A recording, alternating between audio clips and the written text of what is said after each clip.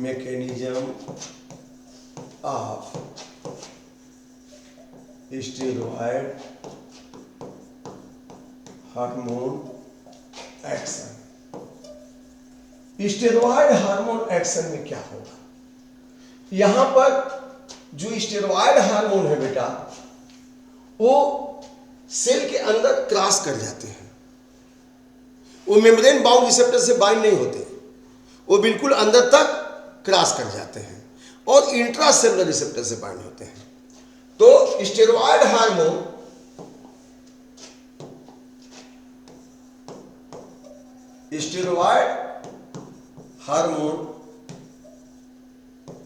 enters inside the cell, enters inside the cell, bind with intracellular receptor,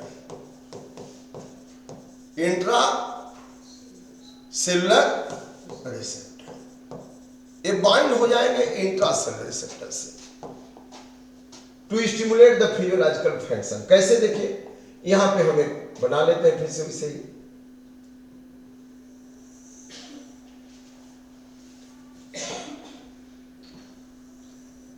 यह membrane है आपका,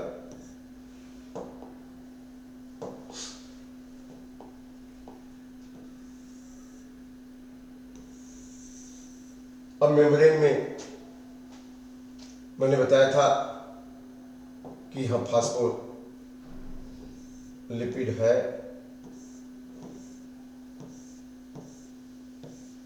बना के प्रैक्टिस कर लीजिएगा, एग्जाम में आ सकता है।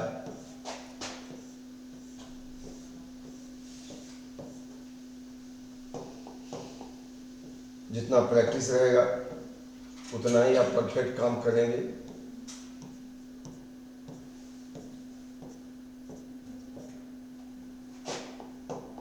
बना रहे साथ साथ हमारे, बनाने से याद हो जाएगा।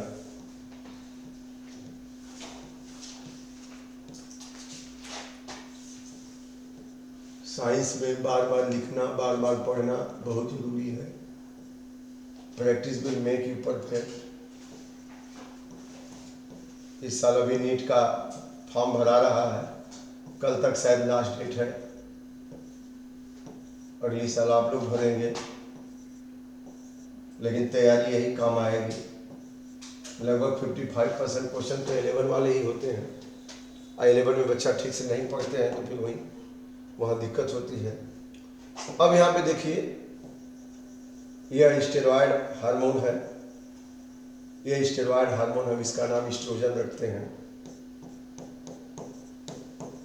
एस्ट्रोजन का काम क्या है बच्चों? एस्ट्रोजन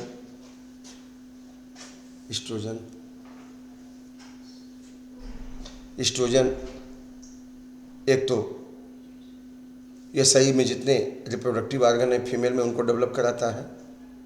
इसके अलावा यूटेराइन वाल जो होती है उसको और प्रोलिफरेट करता है, एंडोमेट्रियम लाइनिंग को और प्रोलिफरेट करा देता है। समझ आया कि नहीं? तो यह जो है डेवलपमेंट में भाग लेता है।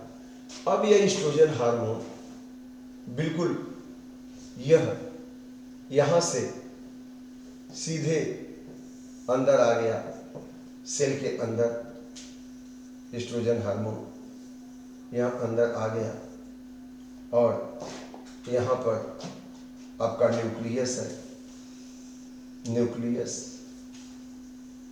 न्यूक्लियस में न्यूक्लियर पोल भी है। आपके बुक में तो सीधे यहीं पे इंट्रासेलुलर रिसेप्टर दिया है, लेकिन एक्चुअली होता क्या है, शायद वो कैसे किए हैं मुझे नहीं पता, यह यहीं पे बाउंड हो जाता है। इसको कहते हैं इंट्रासेलुलर रिसेप्टर। क्या कहेंगे? Intracellular receptor.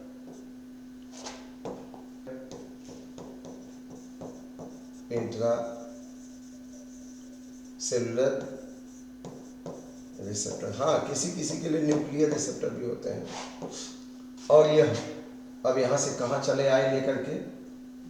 न्यूक्लियस में आ गए। लेकिन अकेले नहीं आया वो, किसके साथ आया?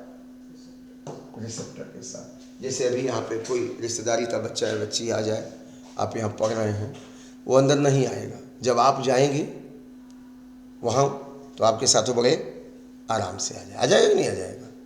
तो यहाँ पे अभी जो है यह रिसेप्टर आ गए, ये लेके आ गए अंदर, यह हार्मोन और रिसेप्टर। अब यहाँ पे अब जानते हैं कि इनके अंदर में यहाँ यह डीएनए है। क्या है? डीएनए। तो डीएनए का एक हिस्सा क्या कहलाता है? जीन कहलाता है। अब यहीं पे क्या बनाएंगे? आरएनए बनाएंगे। बनाएंगे कि नहीं बनाएंगे? अब इनसे क्या बन जाएगा? यह आरएनए बनेगा, आरएनए बनेगा, टीआरएनए बनेगा, है ना। अब यह न्यूक्लियस से कहाँ चला आएगा? साइटोप्लाज्म में आ जाएगा। साइटोप्लाज्म में आएगा और आपकी बुकवा में तो वैसे ही लिख दिया है पूरे इकट्ठा कि ट्रांसक्रिप्शन हुआ, रेप्लिकेशन हुआ, कुल लिख दिया है। लेकिन यहाँ पे आ जाएगा, मैं दिखा दे रहा हूँ। ये आ करके यहाँ पे ये हमारे में यहाँ आ गया और आ करके अब ये हमारे में किससे बाइंड हो जाएगा? राइबोसोम से बाइंड हो गया और यहाँ पे क्या बनाएगा? प्रोटीन बनवाएगा। ठीक है ना। तो यहाँ पे क्या बनवाएगा बेटा? प्रोटीन बनवाएगा। ये प्रोटीन बनवाएगा।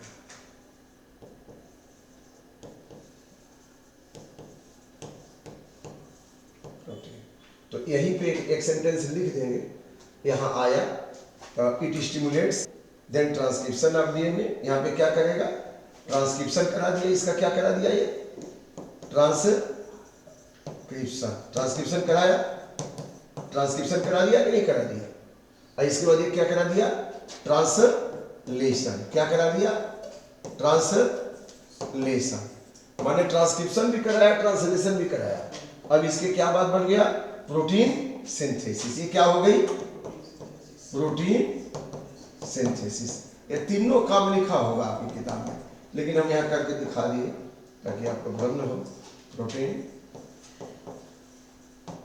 सिंथेसिस।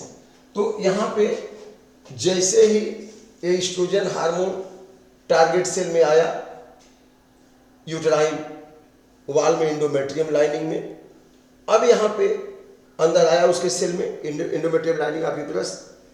अब आकर के सीधे इंट्रासेलुलर रिसेप्टर से मिलकर के इंट्रासेलुलर रिसेप्टर कॉम्प्लेक्स बना करके चला गया न्यूक्लियस में। न्यूक्लियस में उससे रिलेटेड जीन को एक्टिवेट किया। उसका क्या हुआ? ट्रांसक्रिप्शन हुआ, फिर ट्रांसलेशन हुआ, फिर प्रोटीन सिंथेसिस हुई, then proliferation and differentiation of endometrial lining of uterus. तब यहाँ क्या लिखेंगे? Proliferation, proliferation of endometrium lining, endometrium lining, lining of uterine wall, uterine wall. तो इस तरह से आपने देखा कि the steroid hormone do not bound with the membrane receptor, they directly enter inside the cell, bind with intracellular receptor, form intracellular receptor hormone complex, then enter into nucleus, then activate the DNA gene, then transcription occurs, translation occurs, synthesis of protein takes place, then the proliferation, growth and proliferation of the endometrium lining of uterine wall occurs। क्यों मैं बोल रहा हूँ? क्योंकि oestrogen उन्हीं को प्रभावित करता है। ठीक है ना। तो दोनों में अंतर क्या हुआ? वहां पे मेम्ब्रेन बाउंड रिसेप्टर आप यहां देख सकते हैं कि यहाँ पे जो एफएसएच है वह अंदर नहीं आया, मेम्ब्रेन बाउंड रिसेप्टर से बाइंड होकर के मेम्ब्रेन रिसेप्टर कॉम्प्लेक्स बनाया और यहाँ रिस्पांस दिया। सेकेंडरी मैसेंजर यहाँ पे एक्टिव हो गए, CAMP आज calcium ion, then biochemical response, physiological response, then growth of ovarian follicle occurs. बाहर कर लिया कौन? प्रोटीन वाला।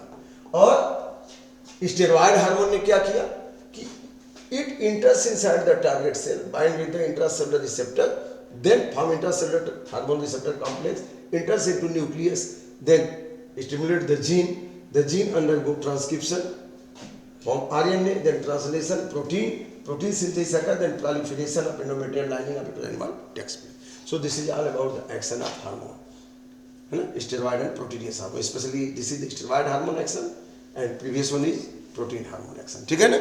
So thank you very much. ये दोनों में से कोई आता है तो लिख लीजिए, उसको अच्छा से तैयार कर लीजिए, और हमको लगता है कि आप लोग अच्छे से तैयार करेंगे तो बढ़िया से लिख सकेंगे।